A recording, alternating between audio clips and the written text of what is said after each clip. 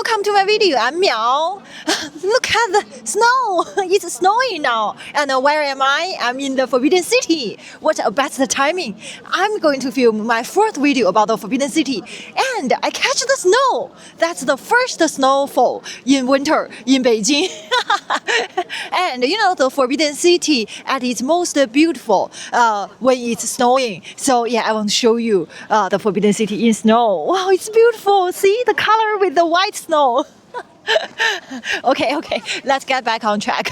Yeah, that's my fourth video about the Forbidden City. I've already filmed 3 episodes. Yeah, the videos are pretty long. I have no idea because you know the history just too deep and the Forbidden City is just too enormous. The first episode about the Forbidden City is the history and the how to get here and the tips and the central axis, the route. And the second episode is about the furniture hall, the west route in the Forbidden City. And the third episode is about the east route and the treasure hall, the clock hall. So today, the fourth episode, I'm going to visit 2 special exhibitions. Why it's special? Because these 2 exhibitions only for the 100th anniversary of the Forbidden City. You know, as a palace museum, the Forbidden City has 100 years history. But as the emperor's residence, the Forbidden City itself, it has 605 years history. So from 1925 till now, the palace museum opened to the public till now has 100 years history. So these 2 exhibitions are just for the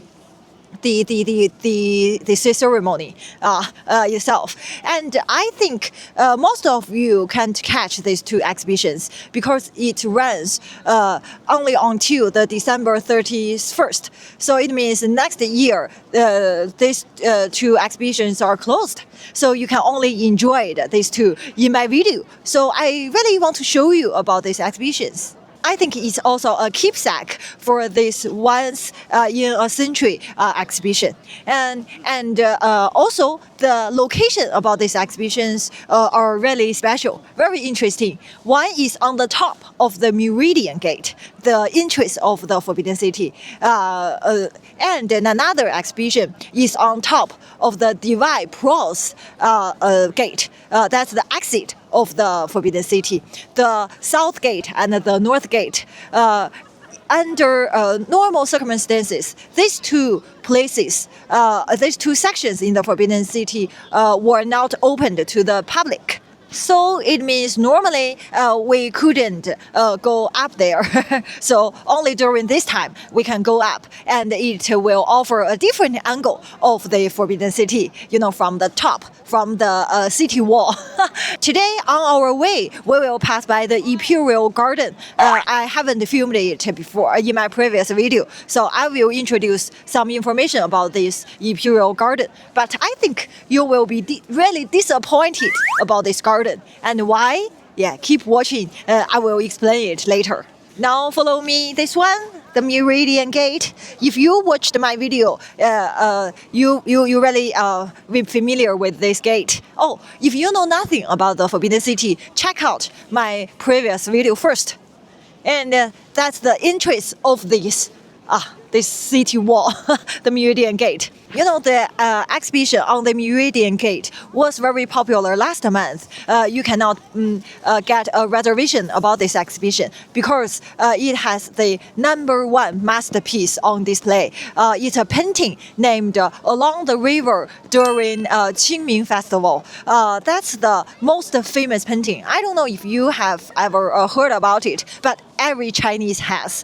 It's not just a brilliant painting, it's a living, irreplaceable epic of life in the Song Dynasty. 900 years old, this painting meticulously records the everyday life of a world-class metropolis during Qingming Festival. It includes 814 people of all kinds, 73 animals, 29 boats, and countless buildings and bridges, and none of them are static. It's almost unbelievable that a human could paint something so detailed. People wait in line for 4 hours, 5 hours here, just want to go up to see this painting. But now they have the changes of the display, the artifacts. So this painting are not on the display. So it's less crowded. So now let's go up. See, my friend is painting with snow.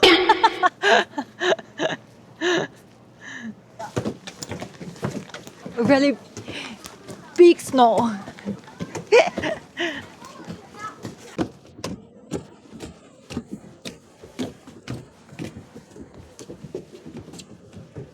See, now we are on top of the Meridian Gate. That's the moat with snow. Can you see it? And the corner tower.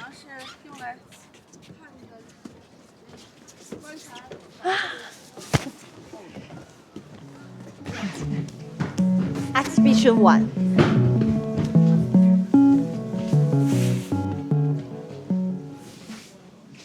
This is the original selling. Another benefit of visiting these exhibitions is that you can see the original architectural structure of the building.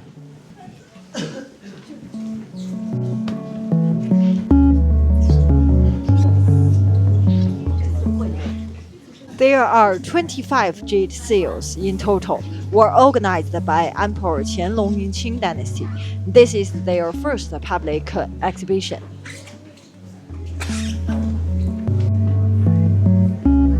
See, guess what's it? It's mirror.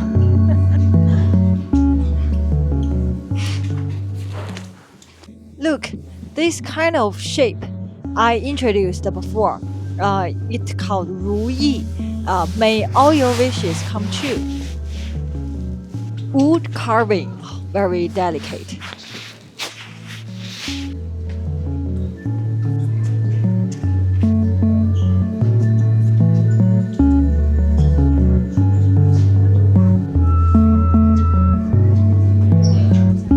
That's the mortise and tenon structure, the unique Chinese traditional structure.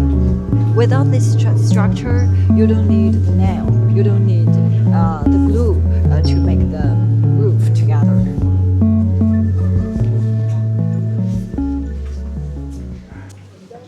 See, that's the mortise and the tenon structure, just like Lego, to put them together. The next exhibition hall. Look, that's the entrance. See? And that's the Duan Gate. Behind the Duan Gate is the Tianmen Tower. We really have a different angle, right? On the top.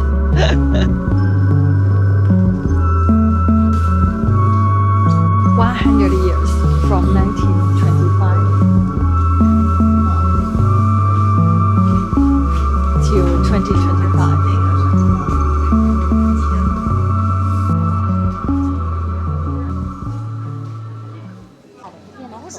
This exhibition hall focuses on calligraphy and paintings. I misspoke earlier. Along the river during the Qingming Festival, the famous painting, very famous one, is still on display, but is a replica. So there isn't a long line to see it.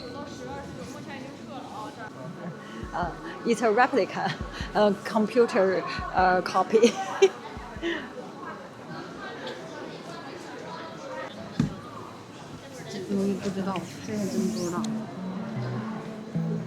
These are the mythical creatures on the roof. They are represent different building ranks. The more there are, the more important the building is. Look, it's beautiful. This is a jade bead disc. In ancient China, it symbolized the peace or a request for reconciliation. This exhibition hall has many bronze artifacts, most of which date back over 2,000 years. Wow, 3D displays combine ancient history with modern technology.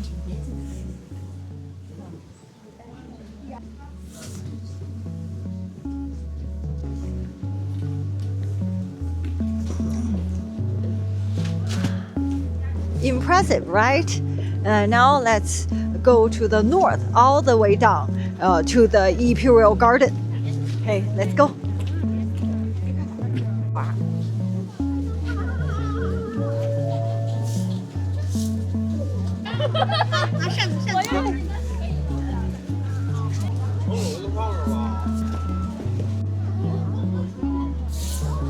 Now we already passed by the outer court, and then we enter the inner court. Go straight. That's the last palace of the inner court, the palace of earthly tranquility, the empress bedroom. And then when we pass by that gate, that's the Imperial Garden.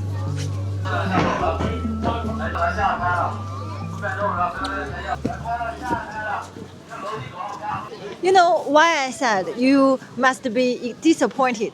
Because you think it's crowded, right? Because the garden is really small. Think about it. The palace in the Forbidden City are huge, and the square are huge. But only this place, yeah, it looks tiny by comparison. It only takes up 1.6% of the entire Forbidden City. So it's quite small. And see that one? That's the last palace along the central axis. That's the Taoist temple, dedicated the water god.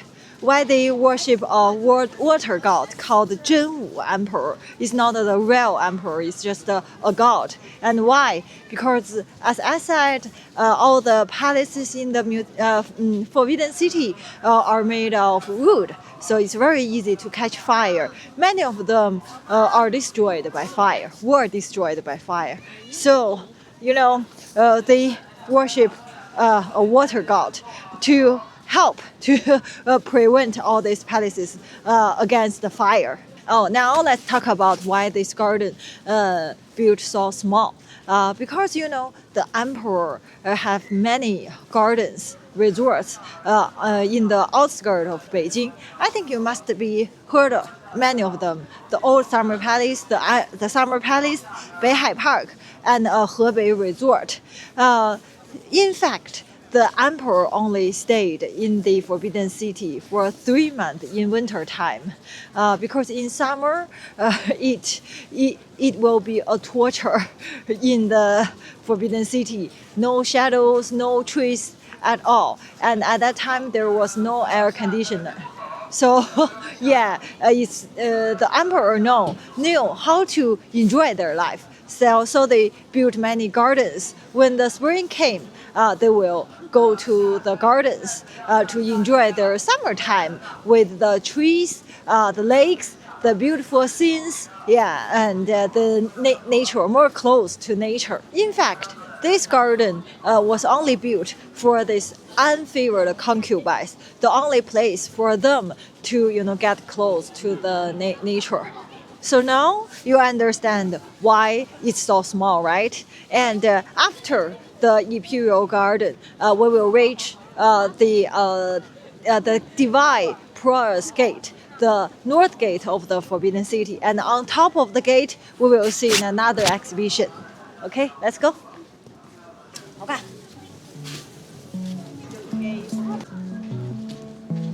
The theme of this exhibition is the southward evacuation of the palace museum's artifacts. I will tell you the background later. Now we are on top of the north gate. See, that's the city wall and the pavilion on the Jing Hill. Okay, some background. In 1933, to prevent national treasures from being looted or destroyed in the war, the Forbidden City packed the most important artifacts and transported them to the south for long-term preservation. Southward relocation means the treasures were moved from Beijing down through Nanjing, Wuhan, Chengdu, Chongqing, and eventually all gathered in Nanjing. By 1947, almost 20 crates in total. After the founding of the PRC, the remaining treasures returned to the Forbidden City. The relocation and return took 16 years. Truly extraordinary. I didn't know much about this history before, and now I'm really excited to see this exhibition. Look, 对呀、all the roofs are covered with the snow. Very slippery. Now we exit from the Forbidden City. That's the gate of divine prowess. I think you may see this picture a lot on internet. These 5 characters means the Forbidden City. And you know what? If your lighter is taken when you enter the Forbidden City, you can pick up a free lighter here by the window. Very thoughtful, right? That's the Jing Hill. Many people want to visit that hill because you can see the whole view of the Forbidden City from above. But to be honest, I think it's optional because so crowded on top. Yeah, maybe you cannot see from the camera, but I can see many people. I'd like to see it's not a very good experience, so I think it's okay. Depend on the weather and it depends on how crowded it is. And see, that's the exit, and you walk towards that direction. And when you see the traffic light, that's the place across the street. The traffic light goes straight, and then see the traffic light and across the street, and you can take the taxi. And if you want to take the subway, move forward, and after a bit of walk, you can see the subway station. And that's why I said this gate, the north gate, is not very convenient. If you exit from the east gate, it's more convenient to take the taxi and to find some restaurants to eat. Okay, after 4 episodes about the Forbidden City, I think I've already covered the tourist care most and the most worthwhile route. I think there are still many places I haven't filmed. Some smaller paths, less known routes, something like that. I will film them in the future when I get a chance.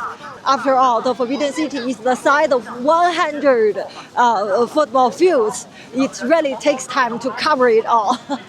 Okay, that's all for today's video. Thank you for watching. If you like my videos, don't forget to subscribe my channel. And I hope my videos will help you when you visit Beijing.